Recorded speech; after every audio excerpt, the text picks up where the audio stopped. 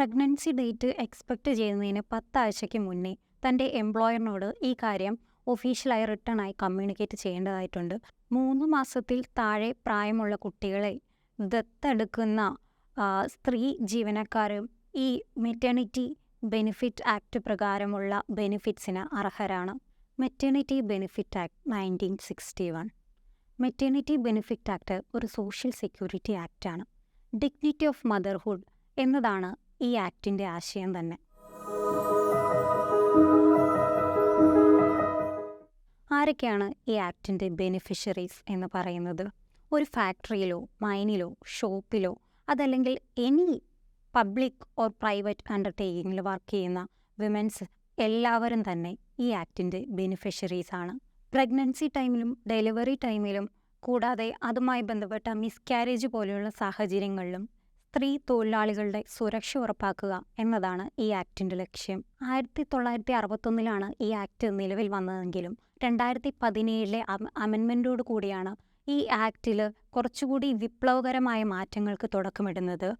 Maternity benefit act എന്നത് പ്രസവിക്കുന്ന അല്ലെങ്കിൽ സ്ത്രീകൾക്ക് മാത്രമല്ല, അഡോപ്റ്റ് ചെയ്യാൻ താല്പര്യപ്പെടുന്ന 3 മാസത്തിനകം പ്രായമുള്ള കുട്ടികളെ അഡോപ്റ്റ് ചെയ്യുന്ന അമ്മമാർക്ക് പോലും ഈ ആക്ടിൻ്റെ പരിധിയിൽ കൊണ്ടുവരാനായിട്ട് ഈ അമെൻമെൻറ്റിലൂടെ സാധിച്ചിട്ടുണ്ട്.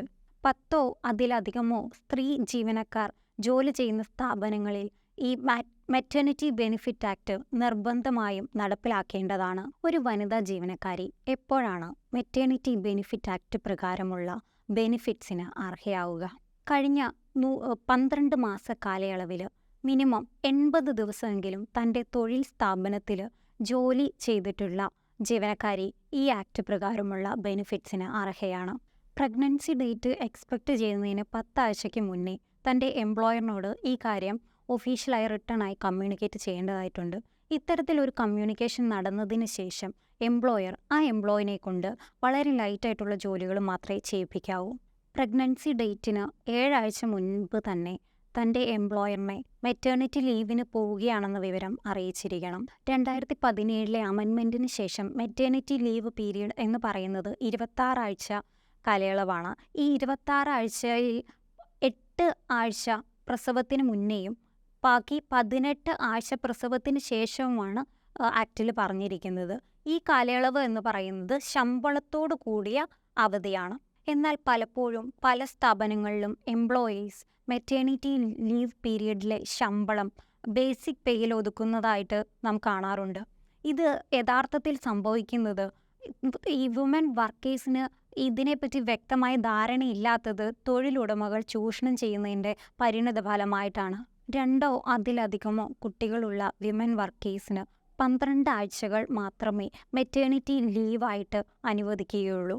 3 മാസത്തിൽ താഴെ പ്രായമുള്ള കുട്ടികളെ ദത്തെടുക്കുന്ന സ്ത്രീ ജീവനക്കാരും ഈ മെറ്റേണിറ്റി ബെനിഫിറ്റ് ആക്ട് പ്രകാരമുള്ള ബെനിഫിറ്റ്സിന് അർഹരാണ്. കൂടാതെ മിസ്കാരേജ് സംഭവിക്കുന്ന സ്ത്രീ ജീവനക്കാർക്ക് 6 ആഴ്ച ശമ്പളത്തോടു കൂടിയ അവധിയിലും പ്രവേശിക്കാവുന്നതാണ്. 26 ആഴ്ച മെറ്റേണിറ്റി ലീവ് പീരിയഡിന് ശേഷം തിരികെ ജോലിയിലേക്ക് പ്രവേശിക്കുന്ന വനിതാ ജീവനക്കാർക്ക് അവരുടെ ജോലിയുടെ സ്വഭാവം അനുസരിച്ച് വർക്ക് ഫ്രം ഹോം എന്ന ഓപ്ഷനും, അത് ജോലിയുടെ സ്വഭാവത്തെ മാത്രം ഡിപ്പെൻഡ് ചെയ്തിരിക്കുന്ന ഒരു കാര്യമാണ്, എങ്കിലും അങ്ങനെ ഒരു ഓപ്ഷനും ഈ പുതിയ അമെൻമെൻറ്റിൽ പറയുന്നുണ്ട്. 2017 അമെൻമെൻറ്റിലൂടെ ഈ ആക്റ്റിൽ വളരെ വിപ്ലവകരമായ മാറ്റങ്ങൾ കൊണ്ടുവന്നിരിക്കുകയാണ്.